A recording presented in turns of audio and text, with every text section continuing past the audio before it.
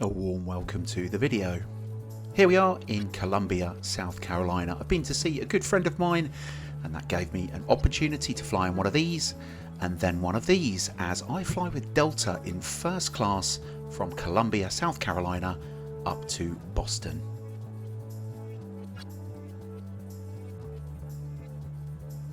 You have to hand it to the Americans because their regional airports are an absolute treat. Columbia Airport was a dream to transit through, no queues and just really easy to navigate around. Like many regional US airports, it's covered by all of the major carriers, largely with a regional jet type network that connects to larger hubs. In this case, Columbia connects to Atlanta. All the big carriers are represented here, but the airport itself is just a treat. Look at this. This is the departures lounge. It's calm. There's no hustle and bustle, and it was actually a really nice experience, so a great start to my first class trip. Soon I'd located this area as it had amazing views of the runway and the apron. I like the rocking chairs too, what a nice touch. Now, I have flown Delta first class domestically before, but I've not flown in one of these, and this was the first jet of our two jets to be flown on today, this 17-year-old Mitsubishi CRJ, and there's the seat map for those that are interested. You'll see there a dedicated first class cabin, unlike the European versions which tends to be an economy seat with the middle seat blocked in a row of three. No such middle seat blocked here, and this is my seat 1D for today. Not a bad looking space for about an hour's trip between Columbia and Atlanta. I was also quite impressed. I got a pre-departure beverage, granted in a paper cup, but as people are boarding I sort of understand that, but there we are, beer in hand, and we hadn't even moved. Cheers. Now, thanks to a very slick boarding process, we were off on time and it really was a lovely day for flying. Here's a little bit of a better look at that seat. It was very, very comfortable, albeit it was showing its age, and legroom right at the front was really good too. There's decent in-seat power. You can see both my neighbour and I had our own plug socket and USB-A port, and we also had air vents that we could control too. The aeroplane was looking a little bit grubby, but there we are, it's 17 years old. I'll go quiet now as we depart from Columbia.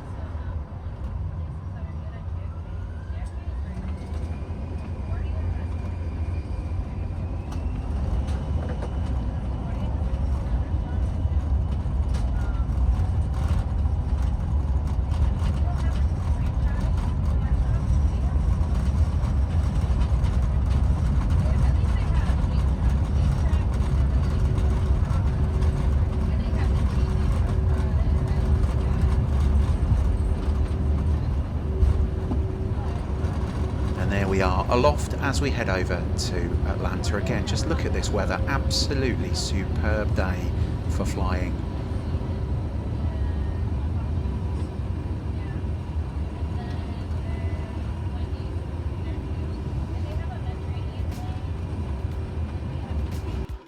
Now, it's about time I got round to showing you how difficult it is to take out a tray table one-handed whilst trying to film. This is a superior effort as normal. Anyways, eventually a fairly substantial tray table comes out before you. It leant a little bit to the left if I'm honest, but we're not going to hold that against the tray. There was some beautiful scenery on our journey across to Atlanta, as you can see here. Soon, this time in a glass, I had another beer. Lovely. It was soon accompanied by some snacks. This flight was too short for a proper meal, but we did get to choose what we wanted from a tray that the very pleasant flight attendant brought around to us. Here's a cracking shot of Atlanta Airport as we make our approach.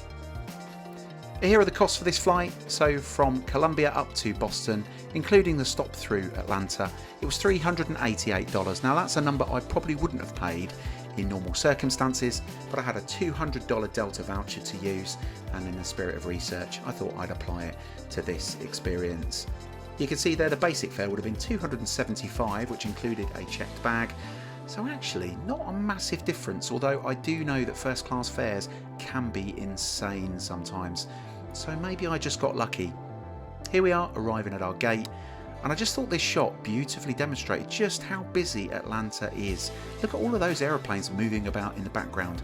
Who would be the ground controller here at Atlanta Airport? Well played to whoever that is. We'd arrived bang on time for our connection to Boston. Now, Atlanta is a massive airport. I must remember to tell them not to park my car there again like that. Anyways, it was time to jump into the terminal, as of course I had to get to a different concourse to catch my onward flight from here up to Boston. To be fair, the transit system at Atlanta Airport is very, very quick and efficient. Now, this is a shot of me in the Delta Lounge at Atlanta Airport. Now, technically speaking, this fare and flying first class, unless you have some sort of amazing status, shouldn't allow lounge access. I was actually flying home with Virgin Atlantic on the Sunday. This was the Saturday, and I'd said to the person at the desk, look, I know I should have a connecting international flight to be admitted access to the lounge. I'm not actually going until tomorrow. Would you mind if I came in anyway? And they actually let me in. Just to be clear though, if you're not connecting to an international flight, being in first class does not guarantee you lounge access, which I think is a huge miss. Although, given the number of people who are flying, I guess it's much more difficult for people to accommodate lots and lots of people in lounges over here in the US. Anyways, here's our 2-year-old Airbus A321 new engine option, or Neo, to those of us in the trade. Now remember that first cabin looked a bit old, a bit worn? Look at this. What an impressive cabin the first class is on board the A321 Neo. This would look no different to some of the premium economy long haul options we get to fly on with some of the major legacy carriers. Massive screen, lots of space, amazing seat overall, and just a really nice cabin environment. The entertainment screen was gate to gate, which is brilliant, so you could watch it as soon as you got on board. There was Wi-Fi too, of course. Now, how long would it take me to work out that it didn't swipe across? Oh, there we go, I've got it. So, lots of entertainment options. And again, remember, this is a domestic flight, so this is the sort of thing that you'd be used to if you were flying a long haul, not flying domestically. This is so different to what we experience in Europe.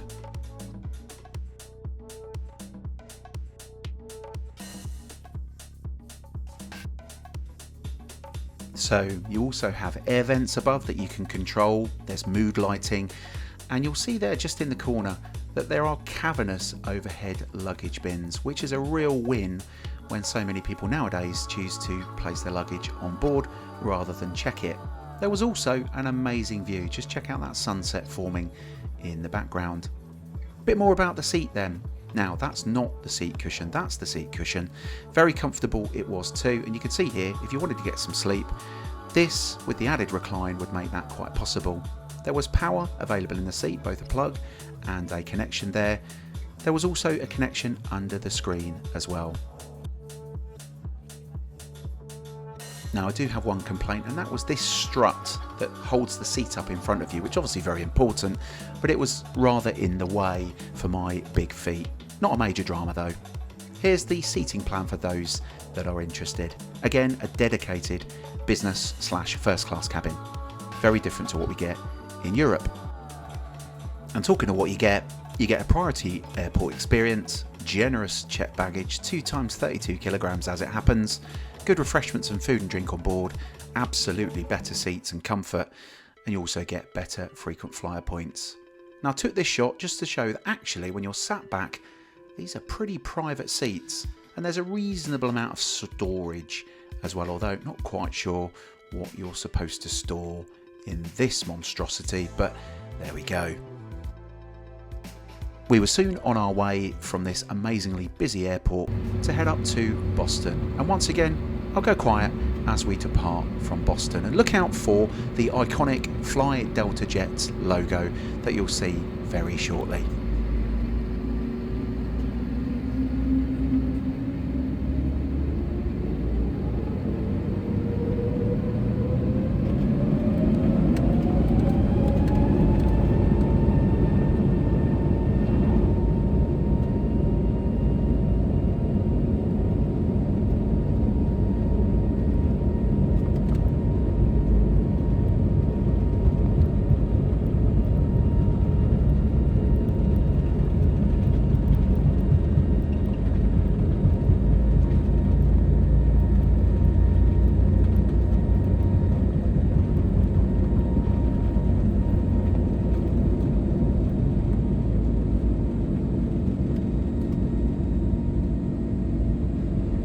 amazing takeoff, which really helps to demonstrate just how enormous Atlanta Airport is. And there's that iconic Delta Jets sign I mentioned earlier. It was a beautiful evening, and I have to say, my iPhone 17 Pro did pretty well in the darkness. I think the hint of sunlight in the background made all the difference. But what a beautiful evening for flying. Soon some snacks were delivered as we awaited our main meal. This flight was long enough that we actually got a proper dinner on our way up to Boston. It was about a 2-hour trip all in all. Now there was lots of entertainment to watch. For some reason I went for Jerry Maguire. I've not seen that for a long time. It was really great to have something to do on our way up to Boston. We had a tablecloth laid and soon we were served our meal. I'd actually ordered this before the flight and washed down this lovely burger with a nice whiskey too. It was very nice indeed. Have to say, fair play that they can get burgers done to that standard on board an aircraft nowadays. There were some other stunning views as we went up the eastern seaboard, but soon it was time for us to head into Boston. Overall, this has been an excellent experience. I loved Columbia Airport. What a lovely airport to fly through. But let's think about the overall experience, flying first class with Delta from Columbia up to Boston. So it was a sensible price walk from economy. The smooth transit and the really lovely cruise throughout made all the difference. I did think the lounge access was a miss. I know I got into the lounge, but technically I shouldn't have. Excellent comfort, and the A321 Neo, what an aeroplane. I would go out of my way to fly on that again. Did I just get a lucky fare though? First class domestically in the US can be really expensive. I flew down to Columbia with United and that was a lot more money, so I'll share that review in the coming weeks. Overall, it's been a really first class experience, and having flown from the UK to the US with Delta, I have to say I really enjoyed flying with them, and their crews have consistently been really good. So I hope you've enjoyed this review. Welcome to Boston, and thank you to my subscribers who continue to follow my adventures. I really appreciate it. See you on the next one.